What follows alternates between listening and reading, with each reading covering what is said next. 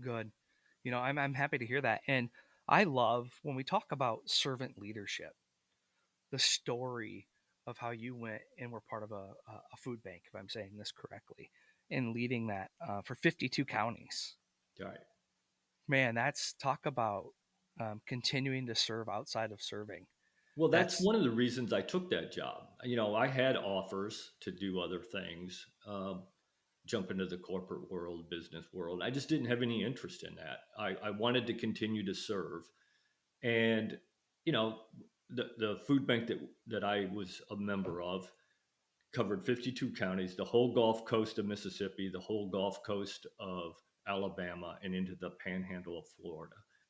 And I took over as the associate director about a month, maybe a month and a half before the BP oil spill, okay. which then shut down all of those, everybody along the coast who made a living in the coast, in the Gulf, couldn't make a living. The shrimpers, the fishermen, the canneries, all the things that go along with being along the coast and the Gulf was shut down for a long time. So we were pretty busy during that time, making sure that those people had some food.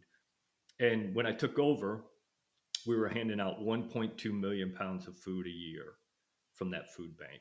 When I left 18 months later, we were handing out 3.8 million pounds of food. And we had doubled the size of the truck fleet and almost doubled the size of the workforce. Hi, let's pause on that for a second. So when people think of food banks, right, they don't think of scale. They don't think like I don't. Just be really candid. I don't think of scale of 1.2 million pounds of food and converting that to 18 months of just under 4 million pounds of food. Yeah, I mean, that's a significant level of uptick, it is.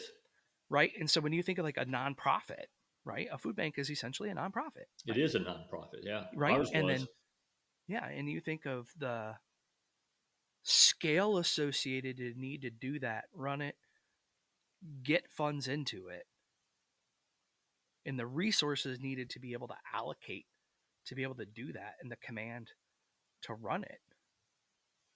That is significantly impressive. Right? I was thinking about the Gulf Coast and I'm like, okay, as you're telling this story, it didn't hit me that as significant of a story as what it was until you just said that. Yeah, it was a very large food bank even before the I took over. I mean, we didn't change the number of counties; we just increased the amount of food, and we did that in a number of different ways. Because I realized we had to increase the amount, so we made some more partners. Walmart, whether you like Walmart or not, they were instrumental in us helping us increase the amount of food that we handed out. Not only in that they gave us food that we could use to hand out, but they also gave us a couple grants so we could buy a couple more trucks so we could hire a few more people. One of the things that I quickly figured out was, like you saying, the control. We didn't have any idea where the trucks were once they left the food bank, and so I talked to the people at Feeding America, and we talked to the people at Feeding America. A bunch of food banks did, and they figured out, got permission to use the same tracking device that FedEx uses for their trucks. So from that point on, I knew where they were all the time. If something came up that somebody wanted to donate a bunch of food, I knew which truck was closest. After they got done with their delivery, they could go pick up. And it really did make a difference in the amount of food that we could hand out. And because, you only got so many hours in a day. I don't care. You got to make the most of that time and the resources that you have. And there were a bunch of tools and a bunch of systems that we brought in during that 18 months that allowed us to do that. I'm like, my brain is going wild with questions on this, right? From being like a business leader and seeing business transformation happening, and imagining being in this nonprofit space, um, low technology, right? Grassroots is what I'm thinking as you Yeah. enter, like lower sophistication than what one would expect with connectivity. Um, just basic fundamentals of we have trucks to deliver things, right? Without the capability of truly running an integrated business entity and then transforming that in 18 months without a capital cycle in it. I Yeah. mean, Well, that's what you're saying you did. yeah, but we did have. I mean, like I said, we were lucky. We got a few grants from Walmart, a couple other places. We got a $50,000 Today Show ran a contest, and they were going to give out $50,000 to the most needy organization. And because of the Gulf oil spill, they came down and interviewed me and our food bank, and we actually won that $50,000 um, contest. So we had, so we did have some influx of money, and the to to the credit of Americans, people stepped up. The people who Yeah. weren't affected in the area stepped up and donated more money. So we did have an increase in funds. But yeah, it was tough. There were times when I was like that I was stretched. I mean, my leadership ability was stretched at times. Yeah. And the reason I point out these things to people that are going to listen to this podcast is it's important to understand that there wasn't the bank account in the back that you could just go pull from. And No, it's not to discredit what you were doing, it's actually to illustrate the insurmountable task that you had in front of you, that you were able to help to get from 1.2 million pounds of food to almost 4 million pounds of food in 18 months for delivery. And that's not to say that people didn't donate, people didn't help, people didn't do all of these great things, um, to help the the great people of the Gulf Coast. But that, man, that talk about coming together as a nation to support a yeah, cause, yeah. and then being able to execute on it.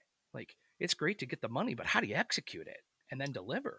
Well, one of my heroes, General Hal Moore, who the movie We Were Soldiers Once and Young, Mel Gibson played him in the movie, and I actually had the privilege of hearing him talk two different times. An unbelievable man.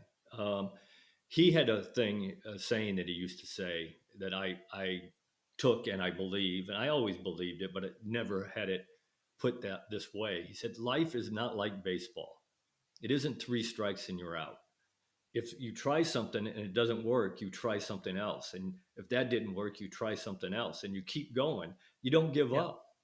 And that's kind of my philosophy. That was my philosophy during that time is every time we try something, sometimes it worked, sometimes it didn't. If it didn't, we tried something else. And we came up with a couple new programs that helped distribute food to the needy communities along the coast. And and it was all trial and error. We were doing things that we had never done before, but it needed to be done. There was a purpose that had to be accomplished, and so I just tried and tried and tried until we came up with the right answer. You know, I love it. And I actually, as you see me, I'm using my pen and I'm writing down these quotes, because I think it's some serious wisdom that you're dropping here. Life is not like baseball. It's not three strikes you're out. You got to keep trying. Yeah. I think for the listeners of this, like, that is some pretty profound statement there, and it's true. It's not a game. Um, No, and it's just not. because you strike out on one doesn't mean the next at bat or the next thing that you're gonna do doesn't mean it's not gonna work. That's You right. keep going. You pick yourself up and you keep going. Yeah. I love And it. I did a couple which helped me. I was involved in after Hurricane Hugo in Charleston. My unit was sent up there, and I spent 90 days in Charleston after the hurricane, running a warehouse. Here's an infantry lieutenant, has no idea what a warehouse even looks like, and now me and my guys are in charge of this warehouse. And again, talk about it, the American people that just sent all kinds of things for us to clothes, food, lumber, whatever. I mean, it was just amazing, and our job was to take it in, categorize it, store it, and then whenever they started to rebuild, we issued it out to people that needed it. And I did that in Charleston, and we also did it in Homestead after Hurricane Andrew. I was another unit that I was assigned to got assigned to go down there and do that, and I was there for about 120 days. And I took some of those lessons that learned, you know, kept them in the back of my head, and I took them when I took over as the associate director of the food bank, and I used some of those during that Gulf oil spill to help kind of drive me, make me understand the scale of what was going on. It's impressive, like how you can take those, and that's exactly what this is about. Is you weren't in supply, No, you had no physical training in supply, none. right? And when you go to the civilian world and it's like, hey, fill out this resume of tell me about a time that you have 8 years of leadership in supply. It's like, I've never done that, but I can do it, right? And you can't check the boxes on the resume, but you can go do the job because you have leadership skills. That's right. And And and the desire to be successful. I mean, you know, growing up, my father used to tell me, he said, "Son, I don't care if somebody tells you to go sweep a floor. Be the best floor sweeper there is. Whatever you yeah, want to do, be the best at it." And he ingrained that in me as a kid, and yeah, I've always lived that. I don't care what I do. I want to be the best at it. I don't care if I'm yeah. playing, and I want to win. I always want to win. We don't always win, but I always want to win. And I don't care if I'm playing old maid with my 10-year-old granddaughter. I want to win. You Well, you got to let her win once in a while. Come on, man. You got to encourage. You got to encourage it. You got to cultivate it. My wife You know, keeps telling me that. you got to sneak in a loss once in a while. It's the illusion of winning once in a while. There, come on. Oh, whoops! I forgot to lay this one down. Yeah. But